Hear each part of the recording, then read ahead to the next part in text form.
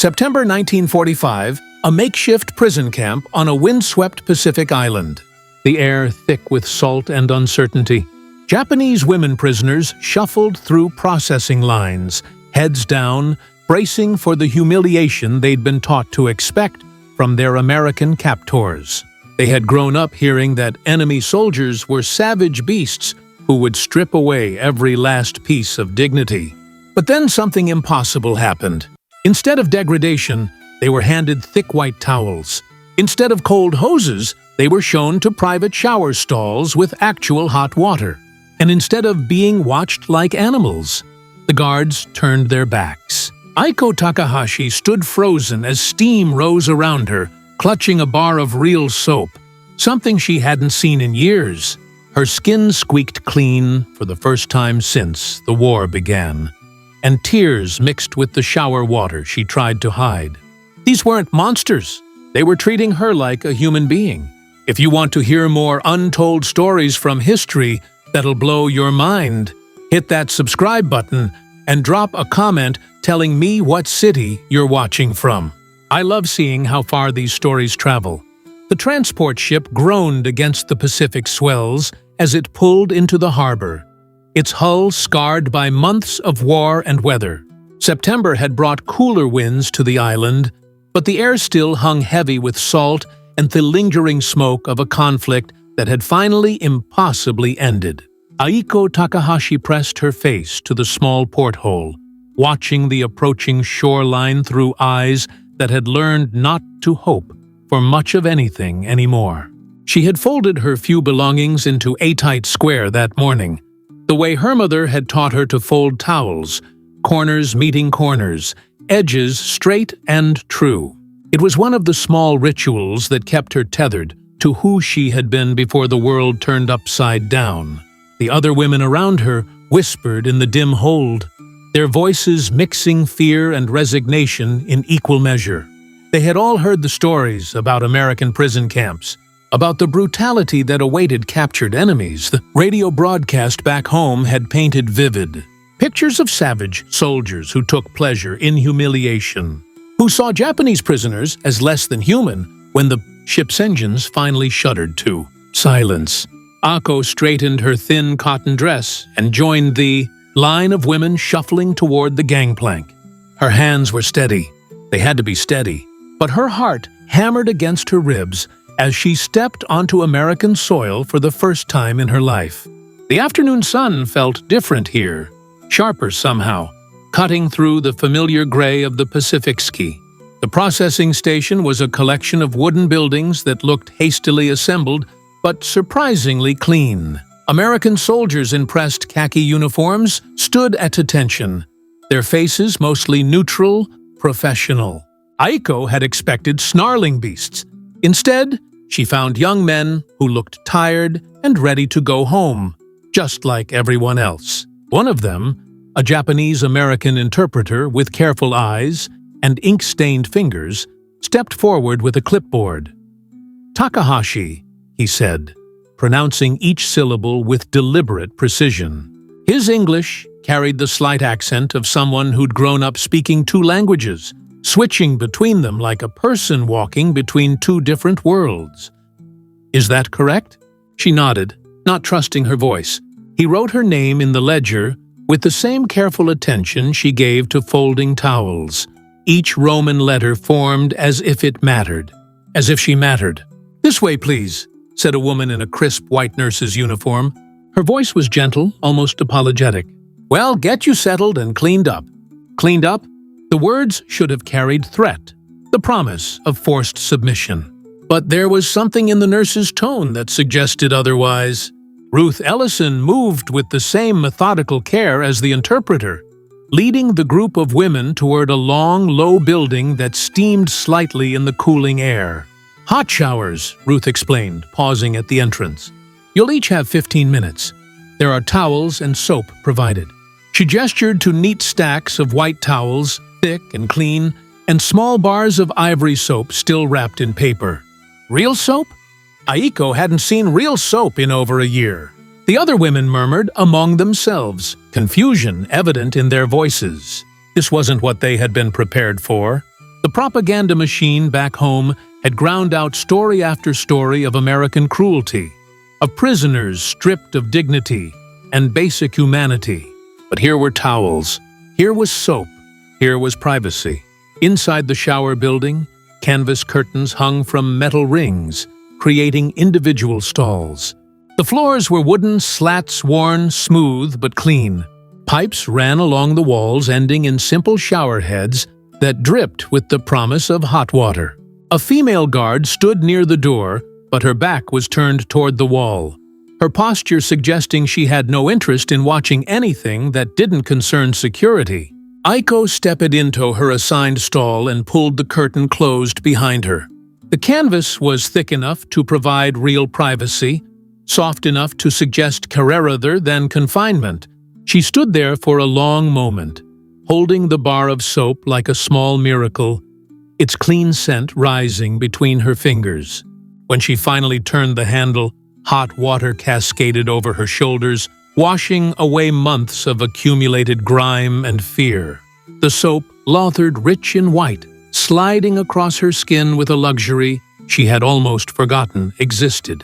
For the first time since the war began, her skin squeaked clean under her fingertips. The sound was so unexpected, so normal that tears began to mix with the shower water streaming down her face. She pressed her lips together, trying to keep the sobs silent. But something fundamental had shifted in the space between expectation and reality. These weren't monsters. These were people treating her like a person with dignity she hadn't dared hope for. The propaganda had prepared her for degradation, but it hadn't prepared her for mercy. The days began to take on a rhythm that surprised Aiko with its gentleness. Each morning at 7, Sergeant May Doyle's whistle would cut through the barracks air. Not harsh or punishing, but clear and predictable. The women would rise, fold their thin blankets with the same precision Aiko brought to everything, and line up for the walk to the mess hall.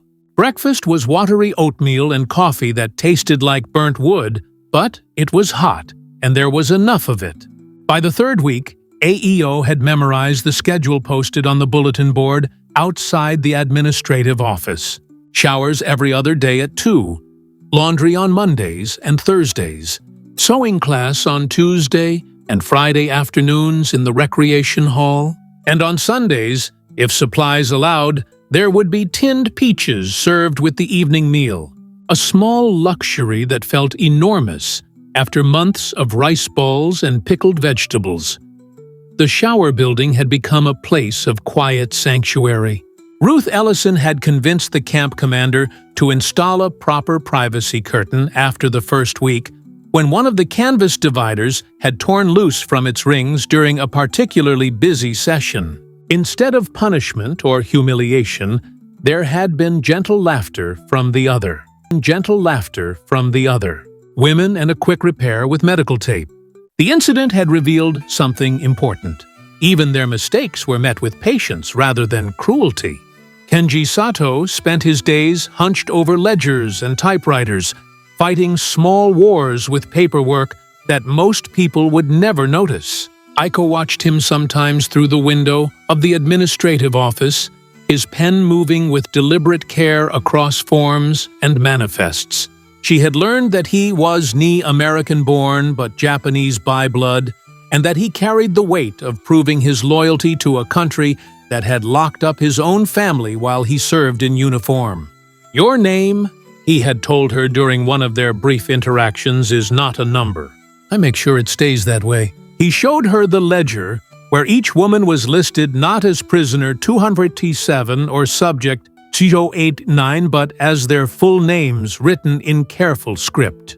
Takahashi, Aiko, Nakamura, Chio, Yamamoto, Sachiko.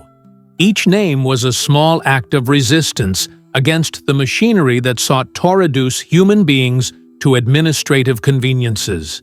Ruth moved through her duties with the same methodical kindness she brought to everything. She had sectioned off a corner of the medical station to treat minor injuries and ailments, and word had spread quickly that the American nurse didn't ask questions that weren't medical in nature. When Ayako burned her hand on the laundry steam press, Ruth cleaned and bandaged the wound with gentle efficiency, never once making her feel foolish for the accident. "Healing requires dignity," Ruth murmured as she wrapped Aiko's hand with clean gauze. "I learned that from my grandmother. She said, 'You can't mend a person if you break their spirit first.'" The words were spoken quietly, almost to herself, but Aiko heard them and tucked them away like a small treasure. The sewing classes had become unexpectedly popular. Sister Agnes Moran from the Red Cross had somehow procured needles, thread, and scraps of fabric from the supply depot, transforming what could have been busy work into something approaching normally. Aiko found herself teaching the other women techniques her mother had shown her: how to reinforce a seam, how to darn a sock so the repair was nearly invisible, how to make something beautiful from scraps that others might discard. Chio Nakamura sat beside her during these sessions, her fingers quick and sure with the needle. She had been a seamstress apprentice before the war, and her natural cheerfulness helped lighten the atmosphere in the recreation hall. She would hum songs while she worked, sometimes getting the other women to join in. The guards never told them to be quiet. "Do you think they're fattening us up for something worse?" Chio whispered one afternoon as they mended torn blankets. It was the kind of question that lived in the back of everyone's mind. The fear that kindness was just another form of manipulation. Aiko considered this as she guided her needle through a particularly stubborn piece of wool. "I don't know," she admitted, "but I know that yesterday I was treated like a human being. Today I was treated like a human being. Tomorrow." She let the sentence hang unfinished, but her meaning was clear. Tomorrow would have to take care of itself. On Sunday evening, when the tinned peaches appeared on their meal trays, Aiko ate hers slowly, making each sweet bite last around her.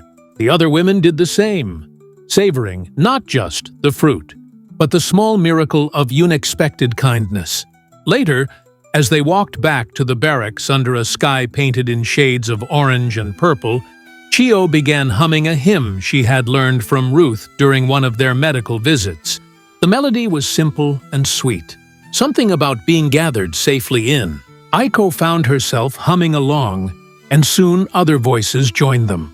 Even Sergeant Doyle, walking her evening patrol, seemed to soften her step as the women's voices drifted across the compound. It was a small sound in a large world, but it was theirs, and nobody tried to take it away. The news came on a Tuesday morning in October, delivered by Kenji with the kind of careful precision he brought to everything important.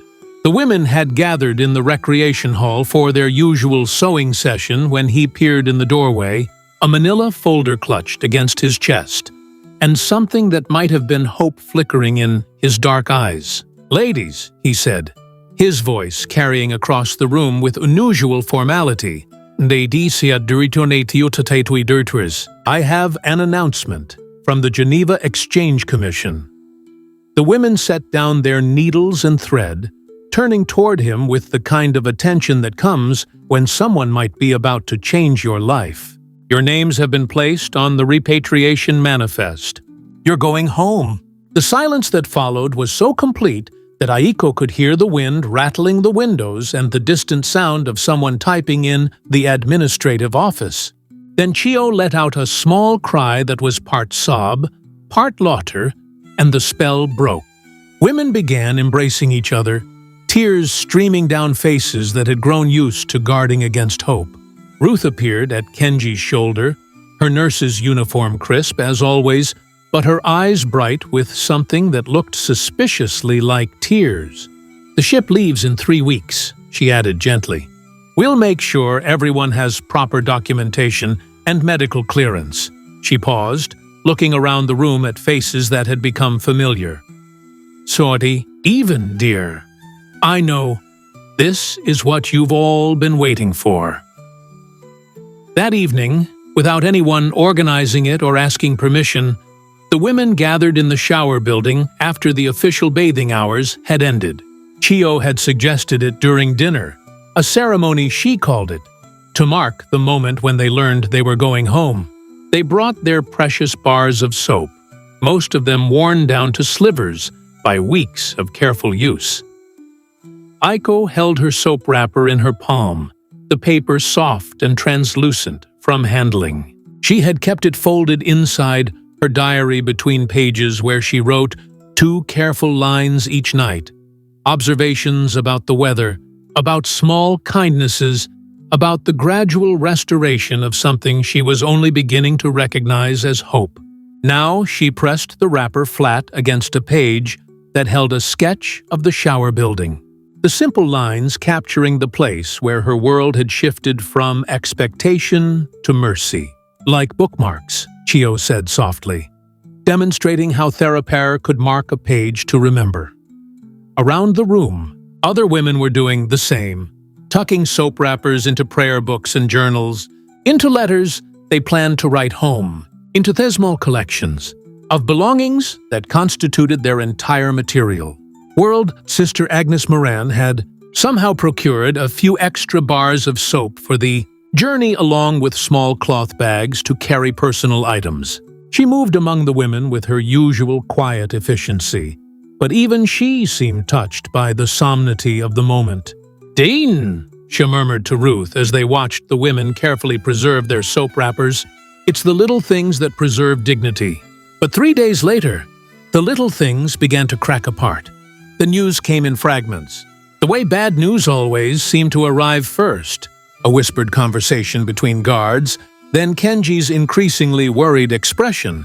Finally, an official announcement that hit like cold water. A transport ship carrying repatriated prisoners from another camp had gone down in a storm off the Philippines. No casualties, but the incident had triggered a review of all exchange protocols. Photography of any kind was no banned.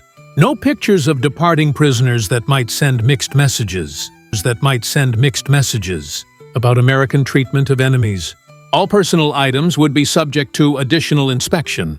Aiko watched from her barracks window as uniformed men carried boxes of confiscated belongings from the women's quarters' diaries, letters, prayer books, anything that might contain information deemed sensitive.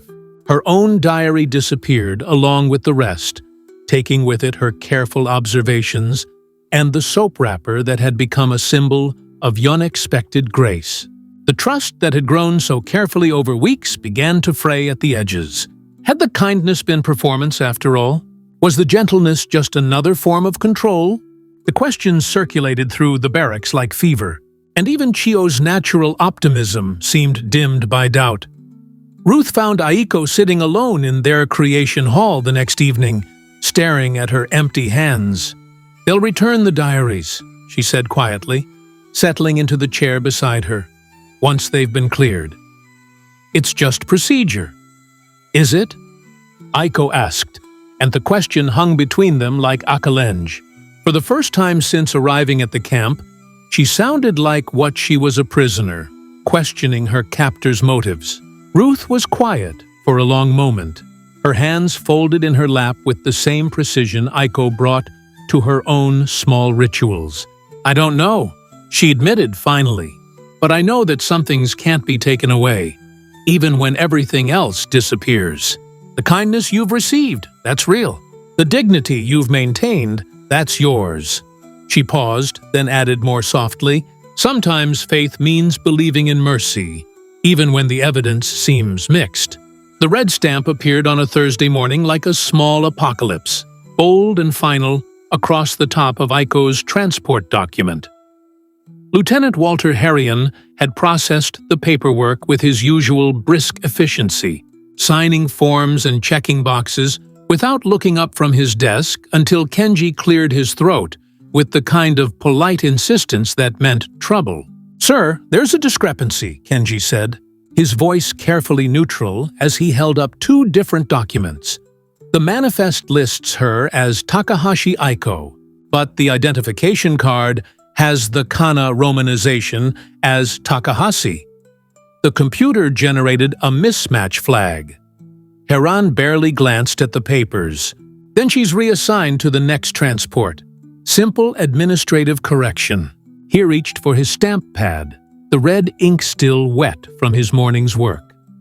"Next case, sir. If I could just verify the correct spelling," Kenji began.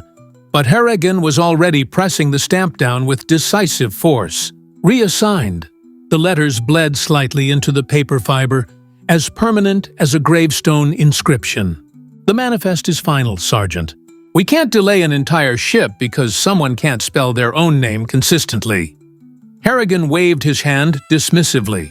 "She'll go on the next available transport. Probably won't be more than a few weeks." Kenji stared at the red stamp, his jaw tightening in a way that suggested he was choosing his words very carefully. "Sir, with respect, the error appears to be in our transcription. Not hers. I have here original intake forms. The decision is made, Sergeant." Harrigan's tone carried the finality of a door slamming shut. "Unless you have some compelling military reason to question my administrative judgment." Outside the administrative office, Aiko waited with her small bundle of belongings, watching through the window as her fate was decided by men arguing over the placement of a single letter. She could see Kenji's shoulders tense, could see him shuffling through papers with increasing urgency, could see Harrigan's growing impatience with the delay. When Kenji finally merged, his face told her everything she needed to know. "I'm sorry," he said simply. "There's been a clerical error. You'll need to wait for the next transport." The words hit her like cold water. Around her, the other women were gathering their belongings, chattering with nervous excitement about the journey home. Chio appeared at her elbow, concern creasing her usually cheerful features. "What's wrong?" Chio asked. But even as she spoke, understanding was dawning in her eyes. "No, they can't separate us now. Not when we're so close. But they could, and they had." By afternoon, Aiko stood at the compound fence, watching her closest friend board the transport truck that would take the women to the harbor. She pressed her face to the back window, mouthing promises to wait for her, to find her family, to remember everything. The truck disappeared around the bend in the road, leaving behind only dust and the hollow ache of abandonment. Ruth found her there an hour later, still gripping the chain-link fence. "This isn't right," Ruth said, her usual professional calm cracked by obvious anger. "I filed a formal complaint with Captain Denton. Kenji has documentation proving the error was hers. Will it matter?" Aiko asked, her voice flat with exhaustion. Ruth hesitated, then answered with characteristic honesty. "I don't know, but I won't stop trying." That evening, Kenji appeared at the barracks with an armload of folders and a grim determination that reminded Akuf her father. Preparing for a difficult business negotiation, he spread papers across the common table. Intake forms, wage chits from the work details, medical records, even the roster cards from the sewing classes. "Your name appears 37 different times in camp records," he announced, pointing to each document in turn. 36 times it's spelled correctly, as Teakahshi. Only once on the computer punch card that generated the manifest. Is it spelled wrong? He looked up at her with something fierce burning in his dark eyes. Paper trails don't lie, even when people try to ignore them. Corporal Eddie Ruiz, the young records clerk who'd been watching from the doorway, stepped forward nervously. "I could retype the card," he offered quietly. "If someone official requested it, clean copy, proper spelling." "The manifest is already filed," Kenji replied, but his tone suggested he was thinking through possibilities rather than accepting defeat. That night, Akko walked to the shower building alone. The space felt vast and empty without the other women. The silence broken only by the steady drip of faucets that never quite sealed properly. She turned one of the handles anyway, watching hot water cascade into the drain, carrying nothing away because there was nothing left to wash. She had saved one small sliver of soap, hoarding it like a talisman against the day when even small mercies might disappear. Now she held it in her palm, feeling its smooth weight, remembering the first shocking kindness of steam and privacy, and water that ran clean. The soap had grown translucent with use, worn thin by weeks of careful rationing, but it still carried the faint scent of something better than she had dared hope for. In the morning, she would try again to prove that she existed, that her name meant something, that a single letter shouldn't have the power to erase Apperson's chance at freedom. But tonight, she pressed the soap to her wrist like Asmal prayer and tried to remember what hope felt like. The wash-house felt different in the gray light of dawn, empty except for Aiko, and the sound of water dripping from pipes that had seen too many seasons of Pacific weather. She sat on the wooden bench where women had once chatted while waiting their turns, holding the sliver of soap that had become her last tangible connection to the time when kindness seemed possible.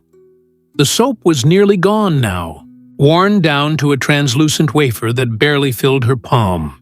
But she pressed it against her wrist anyway, a ritual that had become prayer. 3 weeks had passed since the red stamp had severed her from the life she had almost dared to imagine.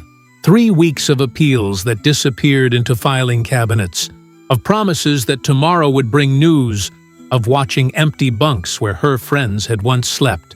The compound had filled with new prisoners, men this time, transferred from another camp, and the rhythm of her days had shifted to accommodate their presence. The shower building was now divided by schedule rather than privacy. The women's hours compressed into smaller windows that felt more like ration time than sanctuary. She closed her eyes and tried to remember Chio's voice, humming hymns in the evening light. Tried to hold on to the memory of Ruth's gentle hands, treating her burned palm. Tried to resurrect the feeling of steam rising around her, like a blessing she hadn't known she needed.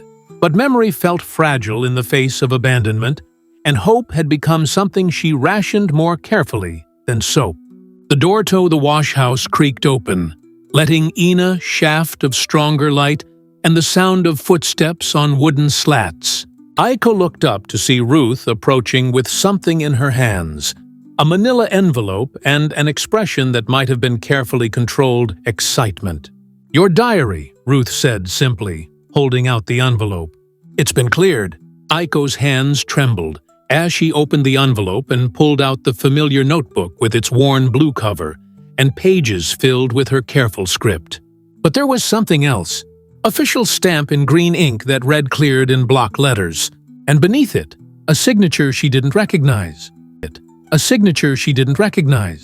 She flipped through the pages, finding her soap wrapper still pressed between the sketch of the shower building and her observations about the gradual restoration of dignity. "Kenji won the appeal," Ruth continued, settling beside her on the bench. "Eddie Ruiz retyped your identification card with the correct spelling. 3 times, actually, until he got the carbon copies perfect. Your name is back on the manifest for the next transport." The words seemed to come from a great distance, filtered through weeks of disappointment that had taught her not to trust good news too quickly. When she managed to ask 2 days, Ruth replied, "Captain Denton signed the orders himself. Lieutenant Harrion was overruled." She paused, then added with quiet satisfaction, "Apparently, proper documentation matters more than administrative convenience." Aiko clutched the diary against her chest, feeling the solid reality of pages that contained her own thoughts in her own handwriting. The soap wrapper crinkled softly between the pages, a small sound that somehow contained all the weeks of uncertainty and the sudden overwhelming possibility of freedom. "There's something else," Ruth said. "We're having a formation this afternoon. Nothing official, just a reading of names for the transport manifest. Captain Denton thought it might be good for morale recognition rather than just processing." The formation took place on the parade ground at 3, with the autumn sun slanting low across the compound. A small crowd had gathered prisoners waiting for their own transports, guards finishing their shifts, medical staff who had found reasons to step outside. Ruth stood behind a simple podium with a tiny microphone that crackled with static, holding the official manifest in her steady hands. "The following individuals have been cleared for repatriation," she announced, her voice carrying clearly across the assembled group. "When I call your name, please step forward." One by one, she read the names with careful pronunciation, each syllable given its proper weight and dignity.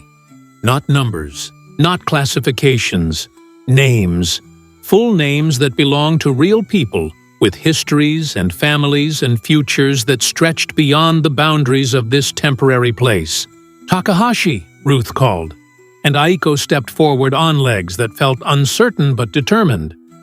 Her name hung in the air for a moment, solid and complete before being caught by the wind and carried across the compound like a small victory. The next morning, she stood at the compound gate with her diary tucked securely in her bundle of belongings. The soap wrapper was still pressed between its pages, no longer a symbol of what might be lost, but a reminder of what had been preserved. Dignity in the face of systems designed to erase it. Mercy that had proven stronger than bureaucracy. Restraint that had become a form of strength. Ruth and Kenji stood at the fence, watching as she boarded the transport truck that would take her to the harbor and the ship that would carry her home. She pressed her palm against the window in a gesture that might have been goodbye or gratitude or simple acknowledgement that some kindnesses change everything, even when they come from the most unexpected spices.